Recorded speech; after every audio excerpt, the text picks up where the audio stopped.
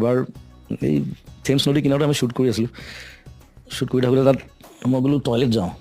আৰু ৰাস্তাৰ অপজিটত এখন 7 ষ্টাৰ হোটেল আছে আমাৰতো আৰু আমি দুইটা আদিবাসী মানে কাণৰ পৰা অহা অসমীয়া পলাই অহা তেনেকুৱা ধৰণৰ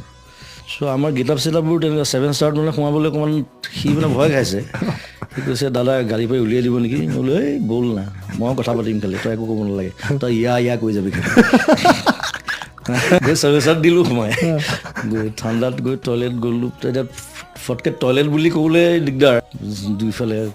তাৰপিছত মই ক'লোঁ ৱেৰ ইজ দ্য বাৰ লগালগ মাথাত আহিলে বোলো বাৰখন ক'ত কাৰণ বাৰ টয়লেট থাকেই yes sir you can go upstairs finish the 4th floor গ'লে পূৰা ব্ৰিটিছ ইংলিছ দিছোঁ সি ভাবিছে এইটো কোনোবা আহিলে মূলা মূলা কাণৰ টুপি পিন্ধি বাৰ গৈছোঁ ধুনীয়াকৈ ড্ৰিংক দুটা মাৰিছোঁ টয়লেট গৈছোঁ তাৰপিছত নাম দেই মই বোলো সিদ্ধাৰ্থ কি দাদা